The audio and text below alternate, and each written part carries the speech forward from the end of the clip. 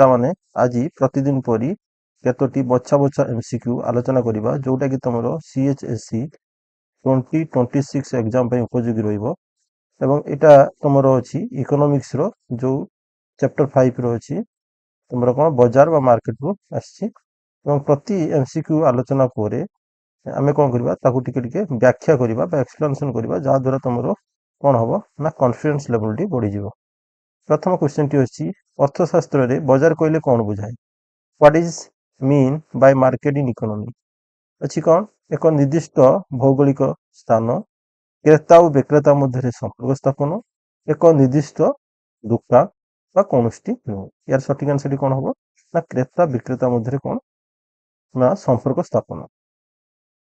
ଅର୍ଥଶାସ୍ତ୍ରରେ ବଜାର କହିଲେ କୌଣସି ଏକ ନିର୍ଦ୍ଦିଷ୍ଟ ସ୍ଥାନକୁ ବୁଝାଏ ନାହିଁ ବରଂ କ୍ରେତା ବିକ୍ରେତା ମଧ୍ୟରେ ସମ୍ପର୍କ ସ୍ଥାପନ ମାଧ୍ୟମ କଣ ଦ୍ରବ୍ୟର କ୍ରୟ ବିକ୍ରୟ ପ୍ରକ୍ରିୟାକୁ ବୁଝାଏ। ଅର୍ଥାତ୍ ବଜାର କହିଲେ କଣ ନା କ୍ରେତା ବିକ୍ରେତା ମଧ୍ୟରେ ଯୋଉ ସମ୍ପର୍କ ସ୍ଥାପନ ହୁଏ ସେଇଟାକୁ ଆମେ ବଜାର କହିପାରିବା।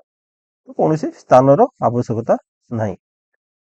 ନେକ୍ସଟ ଆମେ ଦେଖିବା ପୂର୍ଣ୍ଣ ପ୍ରତିଯୋଗିତା ମୂଳକ ବଜାରରେ ଜଣେ ବିକ୍ରେତା କି ଭୂମିକା ଲିପାଏ? କଣ କହିଛି in a perfect competition market a seller is ଏ କଣ ନା ଦର ନିର୍ଦ୍ଧାରକ ପ୍ରାଇସ୍ ମେକର ଦର ଗ୍ରହଣକାରୀ ପ୍ରାଇସ୍ ଟେକର ଏକାଧିକାରୀ ସରକାରୀ ପ୍ରତିନିଧି।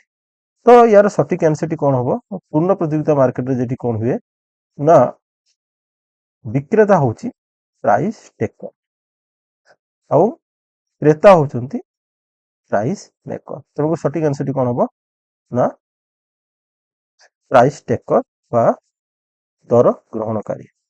କାରଣ ପୂର୍ଣ୍ଣ ପ୍ରତିଯୋଗିତା ରେ ବିକ୍ରେତାଙ୍କ ସଂଖ୍ୟା ଅଧିକ ଥିବାରୁ ଜଣେ ବିକ୍ରେତା ବଜାର ଦରକୁ ପ୍ରଭାବିତ କରିପାରେ ନାହିଁ ସେ ବଜାର ପ୍ରଚଳିତ ଦରକୁ ଗ୍ରହଣ କରିଥାଏ। ଅର୍ଥାତ୍ ସେମାନେ ମନ ଇଚ୍ଛା ଦର ଫିକ୍ସ କରିପାରିବେ ନାହିଁ କାରଣ ତା ପାଖରେ ଯୋଉ ଅନ୍ୟ ବିକ୍ରେତା ମାନେ ଅଛନ୍ତି ତାଙ୍କ ଦେଇ ଗ୍ରାହକ ଚାଲିଯିବେ ସେଥିପାଇଁ ଇଏ କଣ ହେଇଥାଏ ନା ବଜାରରେ ଯୋଉ ଦରଟି ପ୍ରଚଳିତ ଥାଏ ସେଇ ଦରକୁ କଣ କରନ୍ତି ସେମାନେ ଗ୍ରହଣ କରିଥାଏ। ସେଥିପାଇଁ ସେମାନେ ପ୍ରାଇସ୍ ଟେକର। ତାପରେ ଦେଖିବା ସମଜାତୀୟ ଦ୍ରବ୍ୟ କେଉଁ ବଜାରର ମୁଖ୍ୟ ବୈଶିଷ୍ଟ୍ୟ?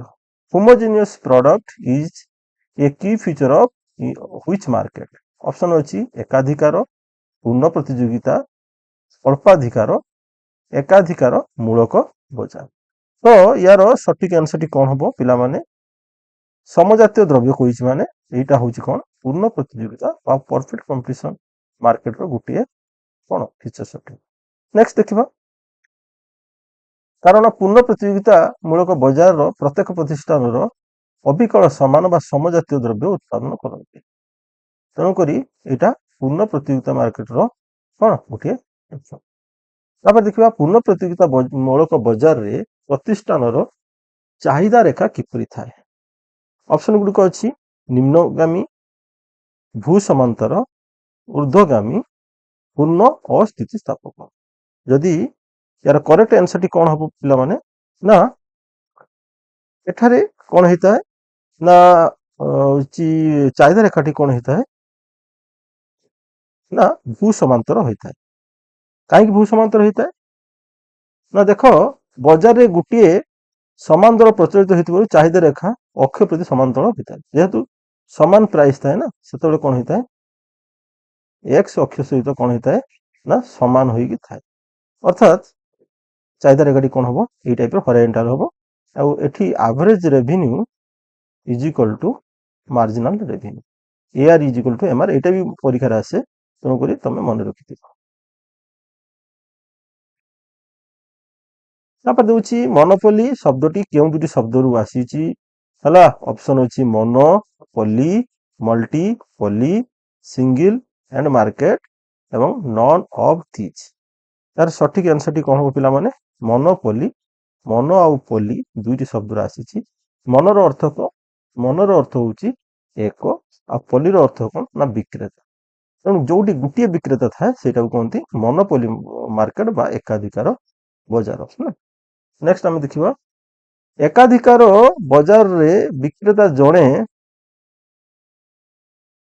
कौन होता है in a monopoly market the seller is a कौन दर ग्रहणकारी देछि दर निर्धारक साधारण व्यवसायी समान प्रतियोगी।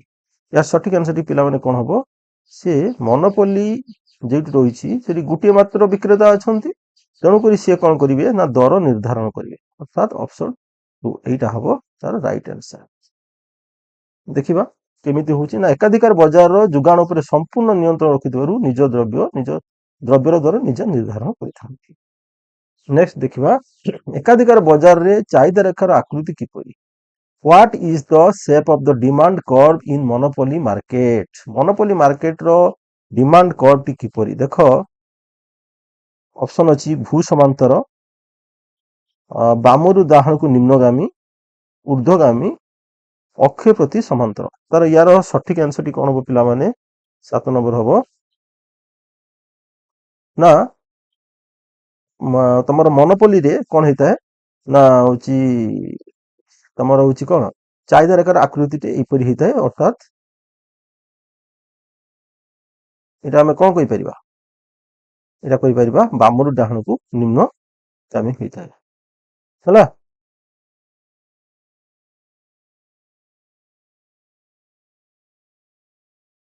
ହେଲା।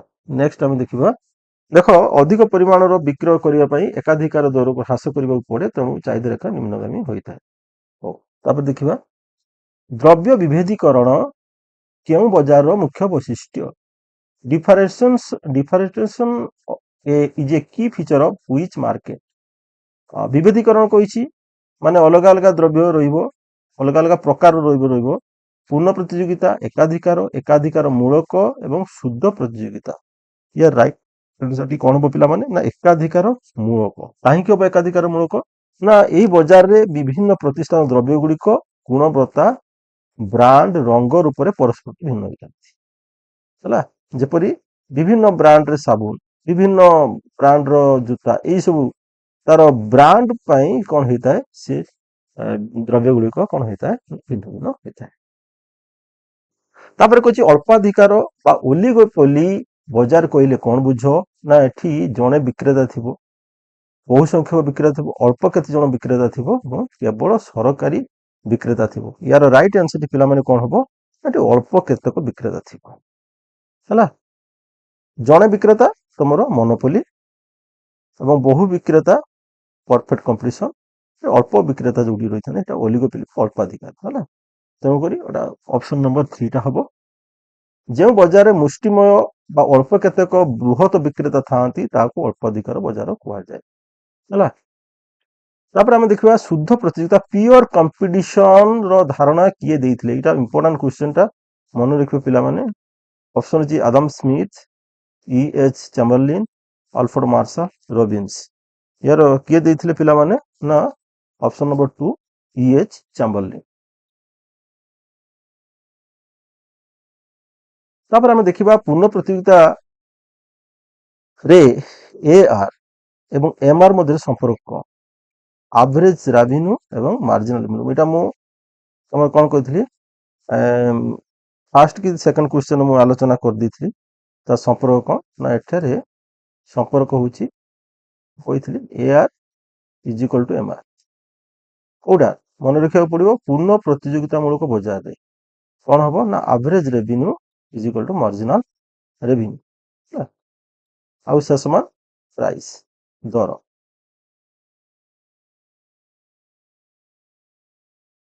କେଉଁ ବଜାରରେ ବିଜ୍ଞାପନ ବ୍ୟୟ ଗୁରୁତ୍ୱପୂର୍ଣ୍ଣ ଅଟେ? ଅପସନ ଗୁଡିକ ଅଛି ପ୍ରତିଯୋଗିତା, ପୂର୍ଣ୍ଣ ପ୍ରତିଯୋଗିତା, ଏକାଧିକାର ମୂଳକ ପ୍ରତିଯୋଗିତା ଏବଂ କୌଣସିଟି ନୁହେଁ। ୟାର ସଠିକ ଆନ୍ସରଟି କଣ ହବ? ଏକାଧିକାର ମୂଳକ ପ୍ରତିଯୋଗିତାରେ କଣ ହୁଏ? ଆଡଭର୍ଟାଇଜମେଣ୍ଟର ଆବଶ୍ୟକତା ଅଛି। କାହିଁକି?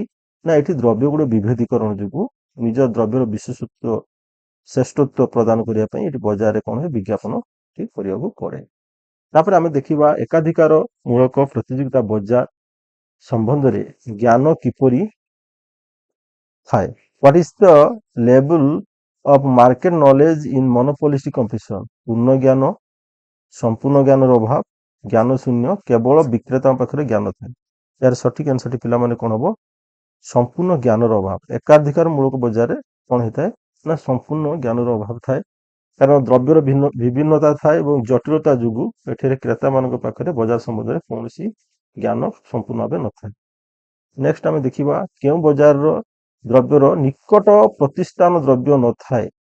ହେଲା in which market there is no close substitute for this product ପୂର୍ଣ୍ଣ ପ୍ରତିଯୋଗିତା ମନୋପୋଲି ଏକାଧିକାର ମୂଳ ପ୍ରତିଯୋଗିତା ଅଳ୍ପାଧିକାର ସହଜ କ୍ୱେଶ୍ଚନଟି ଏକାଧିକାର କାରଣ ଜଣିଏ ମାତ୍ର ବିକ୍ରେତା ଥାଏ ଏବଂ ତାର ସବଷ୍ଟିଚ୍ୟୁଟ ଗୁଡ୍ସ କୌଣସି ନଥାଏ ଶେଷ କ୍ୱେଶ୍ଚନ ସ୍ୱାଧୀନ ଦର ନିର୍ଦ୍ଧାରଣ ଇଣ୍ଡିପେଣ୍ଡେଣ୍ଟ ପ୍ରାଇସିଂ ପଲିସି କେଉଁ ବଜାର ବୈଶିଷ୍ଟ୍ୟ ଅଟେ ପୂର୍ଣ୍ଣ ପ୍ରତିଯୋଗିତା ଏକାଧିକାର ମୂଳକ ପ୍ରତିଯୋଗିତା ଶୁଦ୍ଧ ପ୍ରତିଯୋଗିତା ଅଳ୍ପାଧିକାର ବହୁତ ସୁନ୍ଦର କ୍ୱେଶ୍ଚନଟେ ହେଲା ଏବଂ ଏଇଟା ସହଜ କ୍ୱେଶ୍ଚନଟେ ମଧ୍ୟ ଏଇଟା କୋଉଠି ଥାଏ ଏକାଧିକାର ମୂଳକ ପ୍ରତିଯୋଗିତା ବଜାରରେ ଥାଏ କାରଣ ଏକାଧିକାର ମୂଳକ ପ୍ରତିଯୋଗିତାରେ ଦ୍ରବ୍ୟ ବିବିଧୀକରଣ ଯୋଗୁଁ ପ୍ରତିଷ୍ଠାନ ସ୍ୱାଧୀନ ଭାବେ ନିଜର ଦର କଣ କରନ୍ତି ଅନୁସରଣ କରିଥାନ୍ତି ଏଇଟା ମନେ ରଖିବ ଦ୍ରବ୍ୟ ବିଭେଦୀକରଣ ଯୋଗୁଁ କଣ କରିଥାନ୍ତି ସେମାନେ ସ୍ୱାଧୀନ ଭାବେ ଦର ନିର୍ଦ୍ଧାରଣ କରିଥାନ୍ତି ପିଲାମାନେ ଭିଡ଼ିଓଟି ଭଲ ଲାଗିଲେ ଲାଇକ୍ କରିବ ସାଙ୍ଗମାନଙ୍କ ସହିତ ସେୟାର କରିବ ଏବଂ ଚ୍ୟାନେଲକୁ ସବସ୍କ୍ରାଇବ କରିକି ଘଣ୍ଟି ଆଇକନରେ ପ୍ରେସ୍ କରିବ